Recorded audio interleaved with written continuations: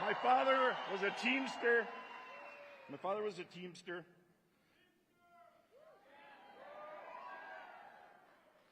And one of my earliest moments as a union member was the NFL went on strike in 1974, walking the picket line with Ken Bowman, the senator's son. That's why I'm so honored to be here to welcome the most pro-union president in history, Kamala Harris, to Green Bay.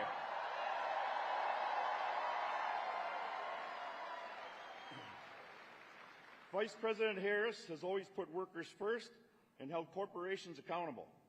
She walked the picket line with striking auto workers in 2019. Cracked down on wage and theft attorney as Attorney General, and Vice President has overseen the creation of thousands of good-paying union jobs in Wisconsin. She knows that unions are backbone of the middle class, and when middle class is strong, America is strong. On the other hand, Mr. Donald Trump doesn't know a thing. Exactly.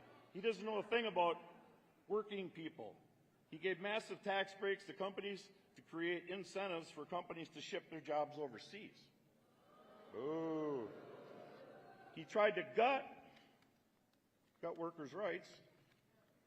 Paper turned here. He tried to gut workers' rights, advocate for national right to work, and he has even said that companies should fire workers. Along with his good friend Elon Musk. Ooh. Trump's Project 2025 agenda would go even further to attack the ability of unions to even have ability to organize. The bottom line, Trump's a scab. He's a scab. He doesn't like union people. When unions are strong, the middle class is strong.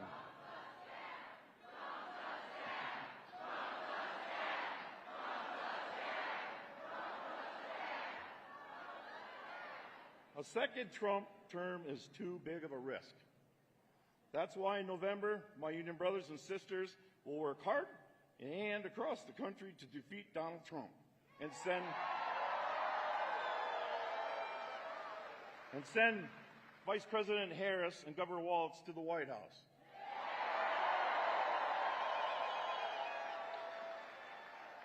We need them. They got our backs, we got their backs.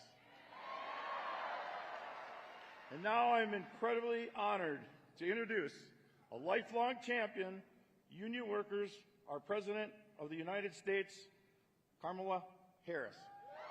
Freedom, freedom, I can't move. Freedom, cut me loose. Yeah. Freedom, freedom, where are you? 'Cause I need freedom too. I break chains all by myself. Won't let my freedom rot in hell. Hey, I'ma keep on running 'cause the winner don't quit on themselves.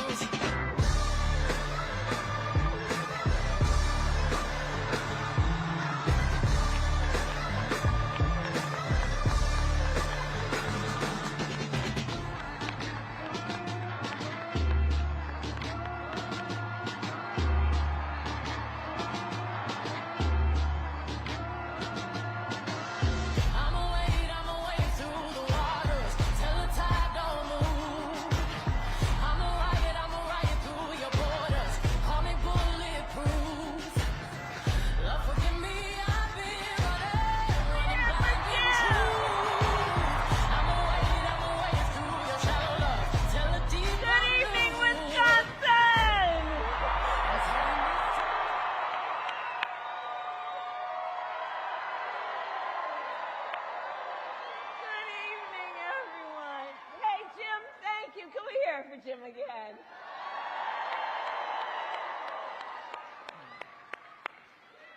Oh, it's good to be back. Hey, everybody. Hey, Green Bay. Hi, everybody. Hey, so many of you may know, when I was 5 years old, we lived in Wisconsin. my parents taught for a short time here, and now every time I land, Governor Evers will meet me and he'll say, "Welcome home." But it's so good to be back with everyone, and thank you all for taking the time out of your busy lives to be here this evening. Thank you all. Thank you. Thank you. Thank you. Thank you. And it's great to be with just this incredible group of leaders, including, of course, Ben Wickler, chair of the Wisconsin Democratic Party. There he is, Ben. Kristen Larley, who we need to send to the United States Congress.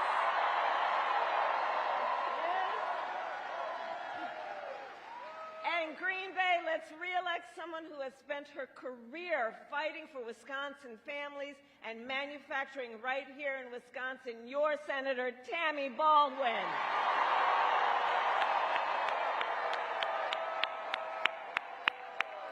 We need her back in D.C. We are also joined by tribal leaders, including President Holsey, who is here from the Stockbridge-Muncie Band of Mohican Indians.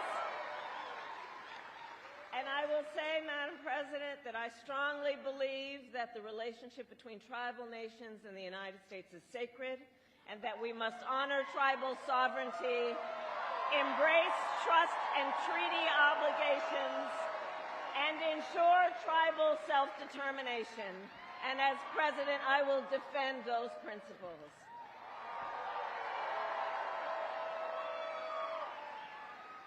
All right, Green Bay. So, Green Bay, we have 19 days until Election Day. 19 days. So we are entering the home stretch. And this is going to be a tight race until the very end. Look, we are the underdog, and that's why we are, and I am campaigning to earn every single vote, because I intend to be a president for all Americans.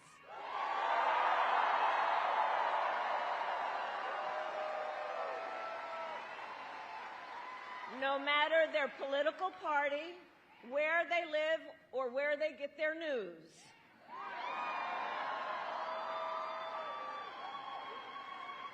On that point, last night you may have seen that I went on Fox News.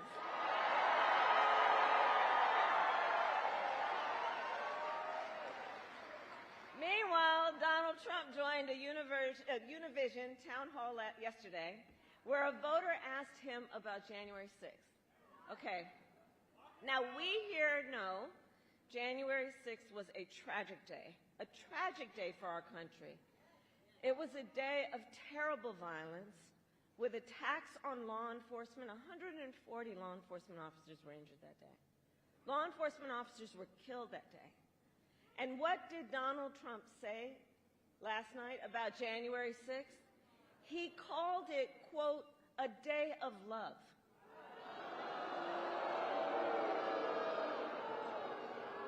And we are all clear. The American people are exhausted with his gaslighting. Exhausted. Enough. Enough. We are ready to turn the page. Turn the page.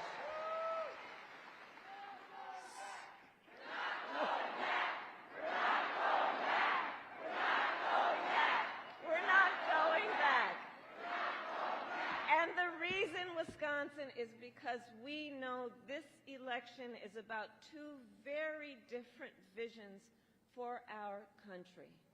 One that is focused on the past, his, and ours that is focused on the future. On the future.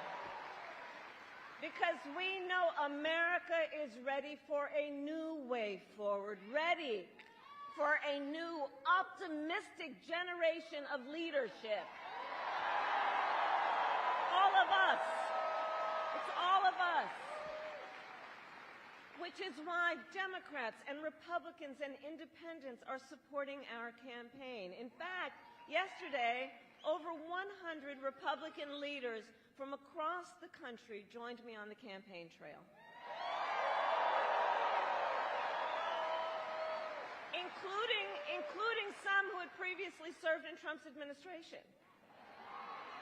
And I believe it is because America wants a president who will serve on behalf of all the American people. And that has been the story of my entire career. My entire career, I've only ever had one client: the people. The people.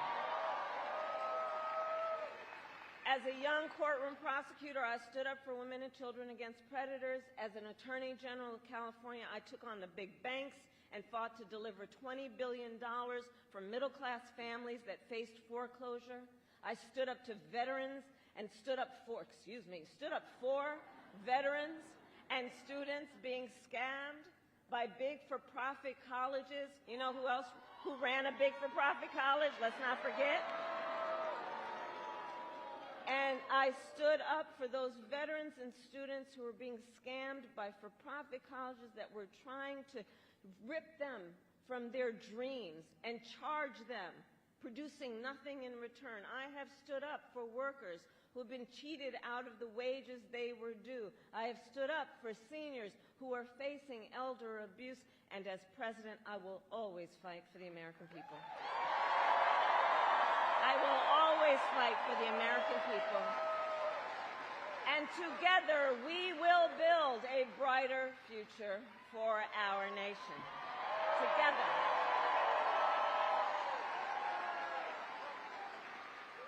And it's a future where we build what I call an opportunity economy, where America has an opportunity to do for our people what we know is part of our ambition, our dreams, our aspirations.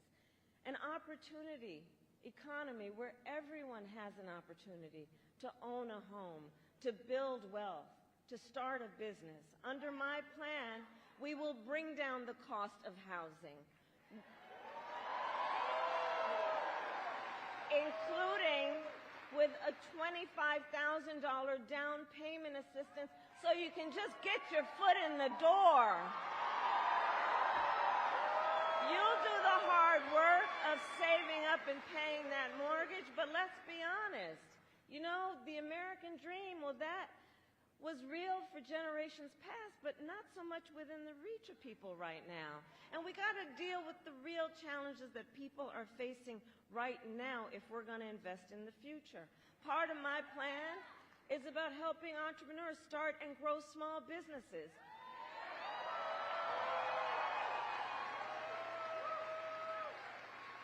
Look, my mother worked hard, and there was a woman who lived 2 doors down from us, our neighbor, who helped my mother raise us. She was a small business owner. I know who our small business owners are. You are not only business leaders, you are community leaders, you are civic leaders, and it is our small businesses who are the backbone of America's economy. I know that to be true. Do we have any small business owners here tonight? Raise your hand. Yeah.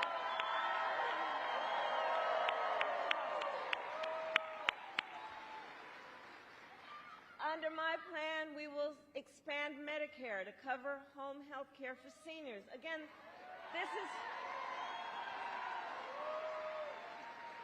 is based on what I personally know. So look, when my mother was sick, I took care of her.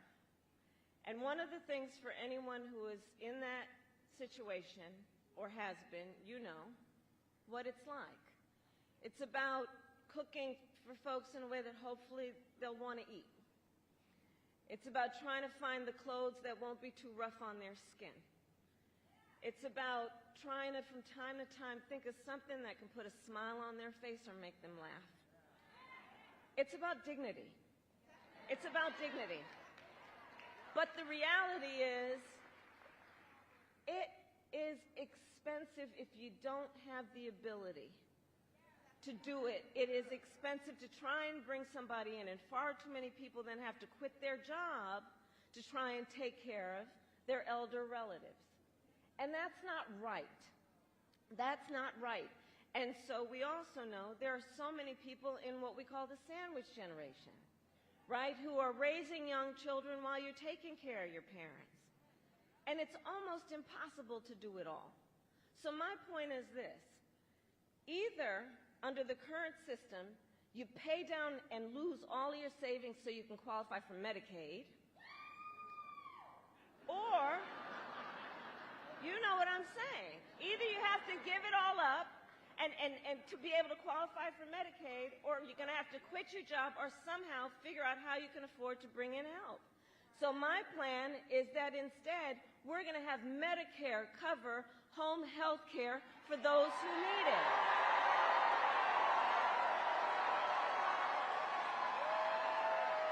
Because the details matter. The details matter.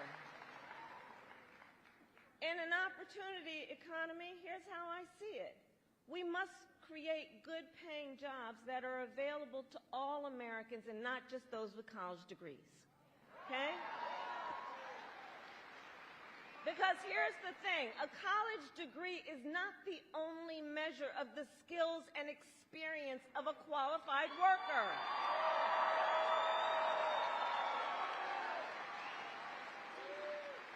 Which is why, as president, I will get rid of unnecessary degree requirements for federal jobs, and I will challenge the private sector to do the same.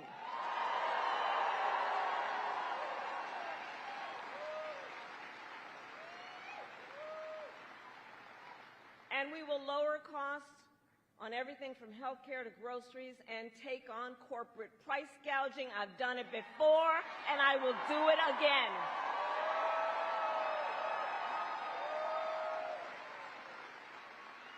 My plan will also give a middle-class tax cut to 100 million Americans, including $6,000 during the first year of your child's life. Because here's the thing. We know the vast majority of parents have a natural desire to parent their children well, but not always the resources. And that shouldn't be the thing that gets in the way of giving a child all that we know parents have to give. And the $6,000, by extending that child tax credit, that's what's going to help. You buy a crib or a car seat and all the things that that child needs during that most critical phase of their development. And I share with you some of these details to say this. I will always put the middle class and working families first. I come from the middle class, and I will never forget where I come from. Never. Never.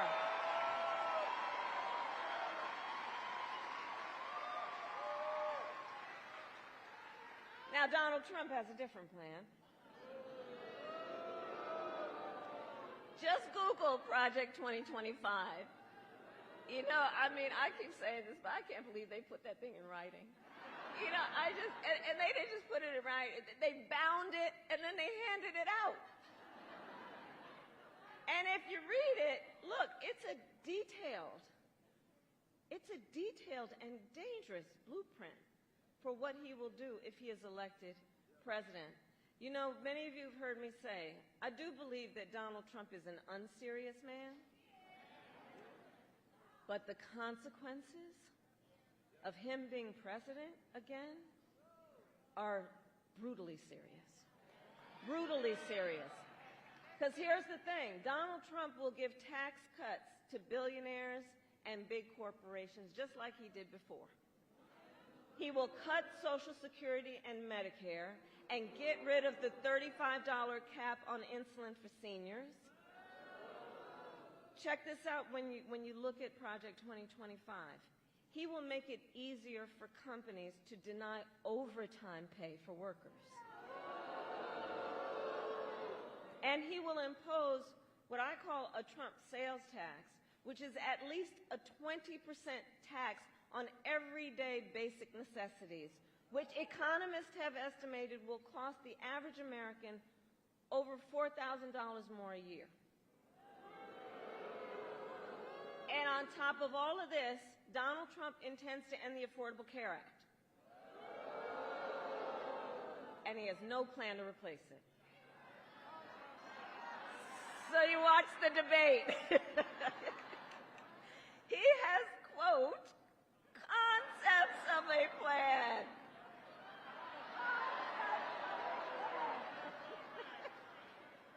Come on.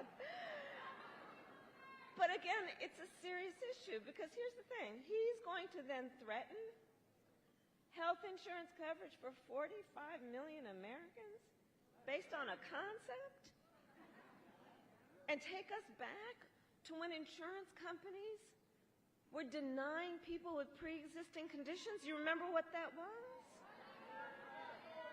Well, we are not going back. We are not going back. We are not going back.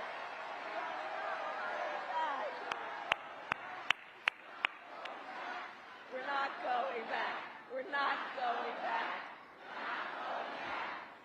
And we are not going back because just like Wisconsin's state motto tells us, we will move forward.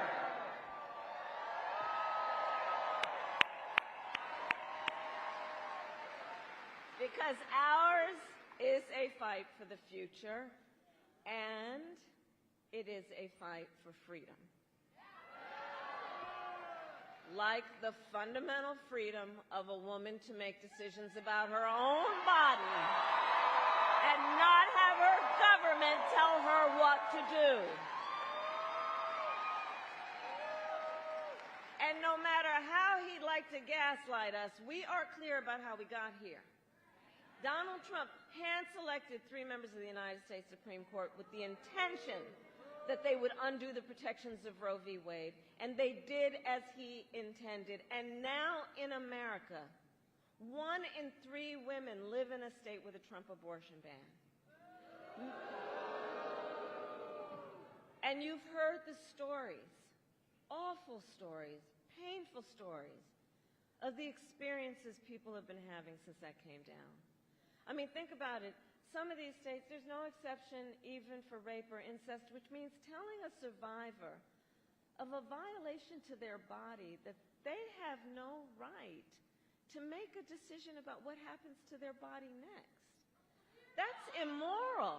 That's immoral. And let us agree, one does not have to abandon their faith or deeply held beliefs to agree. The government should not be telling her what to do. Not the government.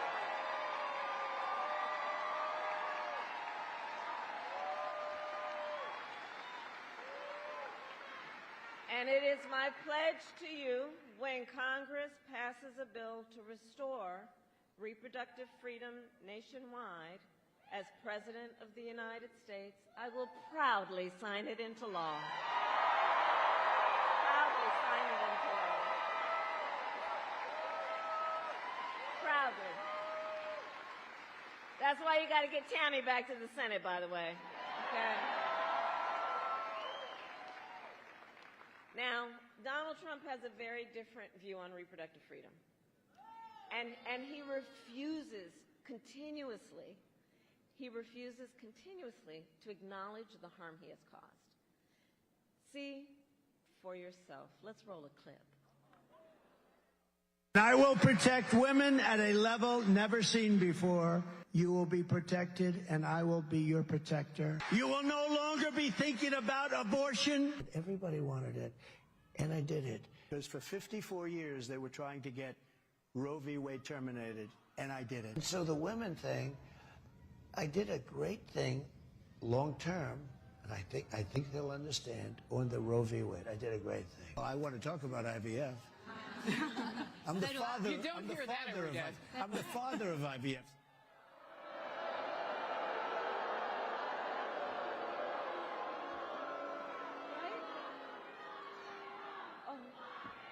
Okay.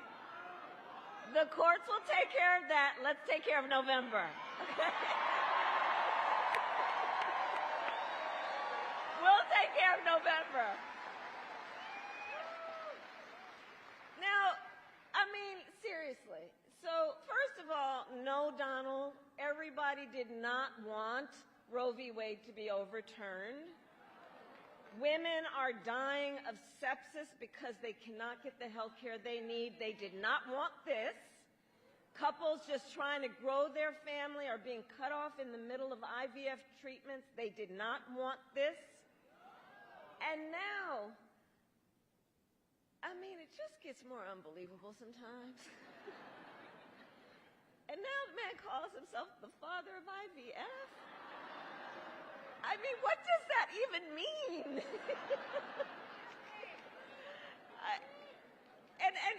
And all of that, well, he is the one who, by the way, is responsible for it being at risk in the first place. And what is sadly interesting, I think, is that when you listen to Donald Trump talk, it becomes increasingly clear, I think, he has no idea what he's talking about. When it comes to the health care of women in America.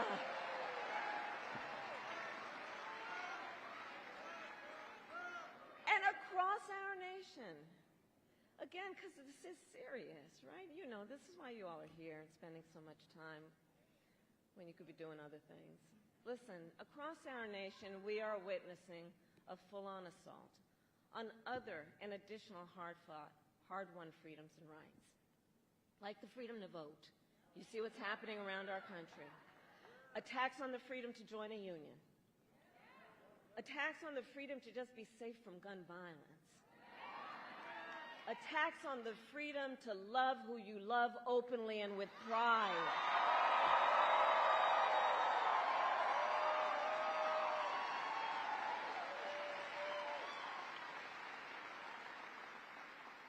So much is on the line in this election. And this is not 2016 and it's not 2020. The stakes are even higher. Because a few months ago, the Supreme Court told the former president that he is effectively immune no matter what he does in the White House. Now, just imagine Donald Trump with no guardrails. Think about that. He who has vowed, if reelected, he will be a dictator on day one. That he will weaponize the Department of Justice against his political enemies. He who calls Americans who disagree with him the enemy from within, and says that if reelected, he would use the military to go after them. He who has called for the, quote, termination of the Constitution of the United States. And let us be very clear. Someone who suggests we should terminate the Constitution of the United States should never again stand behind the seal of the President of the United States. Never again. Never again. Never again.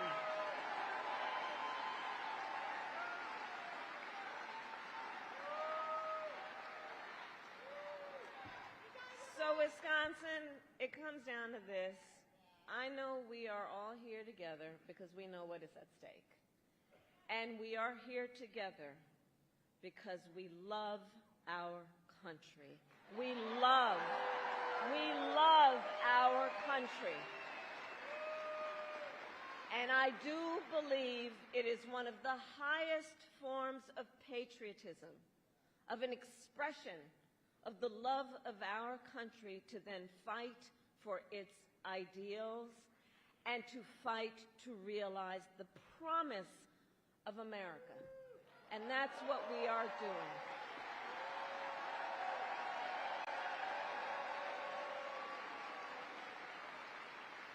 So election day is in 19 days. And here in Wisconsin, early voting starts next Tuesday, October 22nd. So now is the time to make your plan to vote. And if you have received your ballot in the mail, please do not wait. Fill it out and return it today. remember, Wisconsin has same-day voter registration. So if, right? So if you are not registered to vote, you can register when you vote on Election Day or early.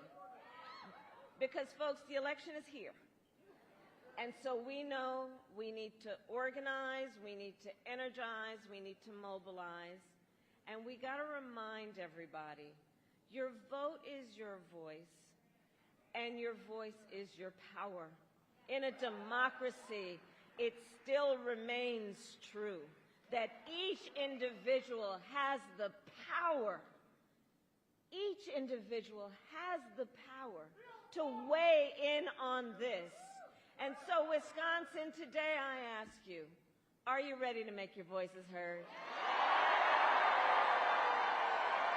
Do we believe in freedom? Do we believe in opportunity? Do we believe in the promise of America? And are we ready to fight for it? And when we fight, we win! God bless you, and God bless the United States of America.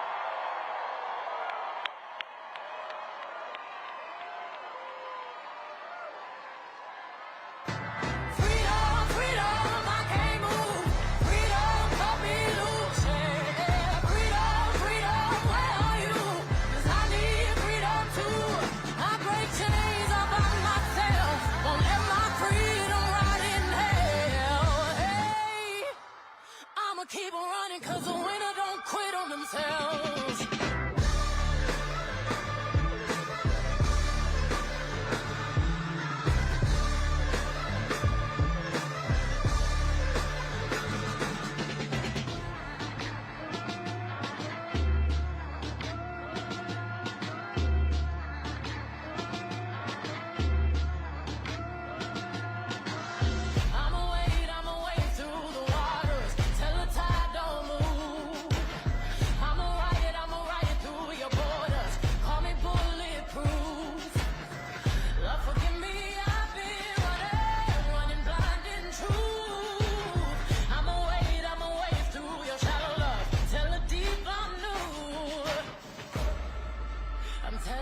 Tears go and fall away, oh, may the last one burn into flames.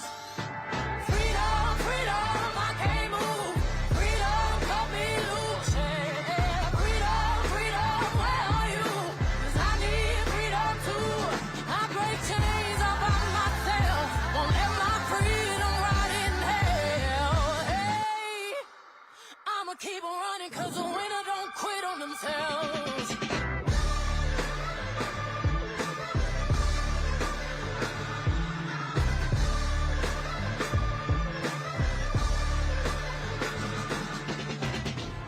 Ten Hail Marys, I meditate for practice.